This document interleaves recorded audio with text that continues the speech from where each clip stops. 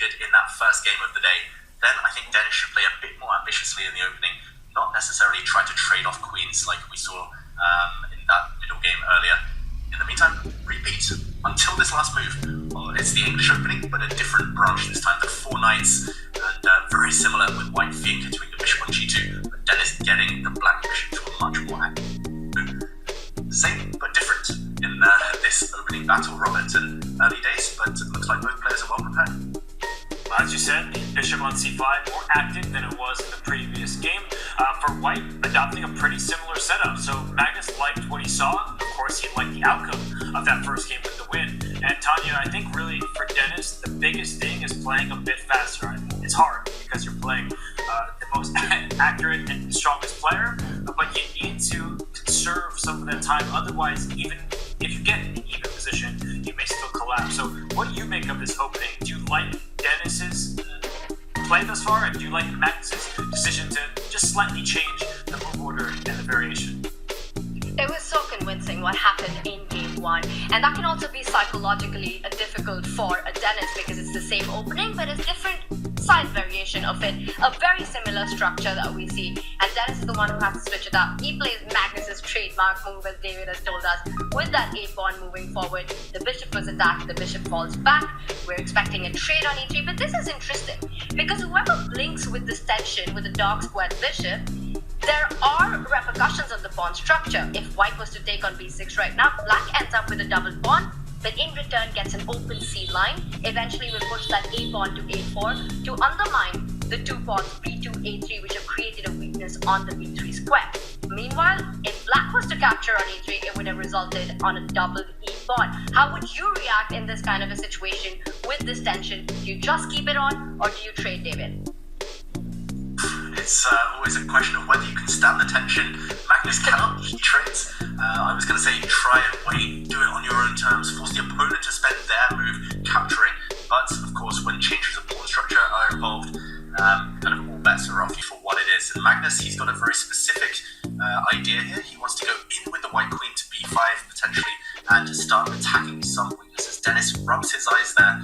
I think finally both players are out of their opening preparation. And he has to figure out how to justify, he has to do it energetically, but he has to justify the compromised structure for black. You mentioned, Tanya, if the black b pawn starts moving, you're totally fine. But for now, that isn't possible. So, yeah, it feels like it's in the balance. The evaluation bar says dead level, but a little bit of pressure, at least psychologically, on Denis. Bishop to d5, though, very quick idea, and kind of ruling out that motif I mentioned, queen to b5 now, would end up on a vulnerable square once the black bishop trades off for the white knight. Black's knight actually has a beautiful post in the middle of the board, and highlighted there.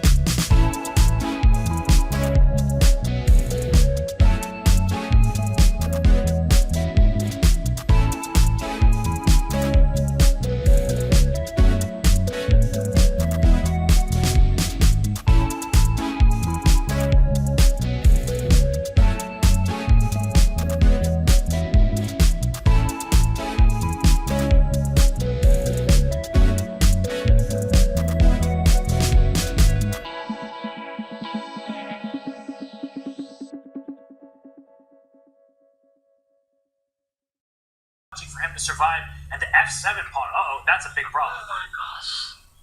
Oh, this is turning. He gives up the black knight. He offers it as bait to try and deflect the white queen. Double exclamation mark. Queen takes knight. Black will remove that white a7 pawn, and black will win this game. Brilliant fight from Denis Lazavik there. But Magnus is still fighting. What about the f7 square we mentioned, Tanya? Bishop c4, you don't take the knight, you don't give up your key pawn, a7, but now there's a double threat. The knight on b3 is hanging the pawn on f7. Dennis says you can take a pawn on f7, it's only a check. My king is super safe on h8. There are no more checks to follow. And now the c pawn can start moving forward. Is bishop d5 an idea? But the point is that black will capture the a7 pawn, eventually capture that bishop on d5. So bishop d5 is not a source for White Robin here. He's trying to put pressure, but Dan is still in driver's seat. This pawn needed to be on e4. The bishop needs to safely hit d5. But as you said, the rook will distract with Magnus himself. Now he's at 10 seconds. He also is seeing a passed pawn run up the board. Bishop g6. It makes a mating end around the black king. But look at Dennis go. It's the white king that isn't safe either. And black's passed pawn is just as dangerous as white's. This is winning. He knows he's winning. It's only the clock that can stop him now. Magnus at 1 second. He moves his queen, but now a check. Surely Dennis has got this in the back. He just needs to get rid of that white a pawn, and he's going to do it. He's going to win this game. He's going to beat him now, surely.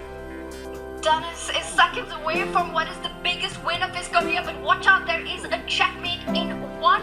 How do you fight it? You push the g-pawn, you slide up with your king. He doesn't, he is fighting it, but he still needs to be careful. Magnus is not going to let this be easy. There's so many checks against that black king. There are no pawns in front of it. And here comes another mating net. The queen can slide back to h7 at any moment, but he's ready to take this pawn to e6. Perfect defense from Dennis. Wow. Amazing defense. Look how he's organized himself. The black queen now defending the king. The black rook on a nice safe square. The black knight is defended as well. Magnus swearing. Magnus cursing his luck here. He knows Dennis has done perfectly. And he's about to lose with white Magnus. This nearly never happens. The pawn drops. Magnus resigns. Dennis takes a historic victory.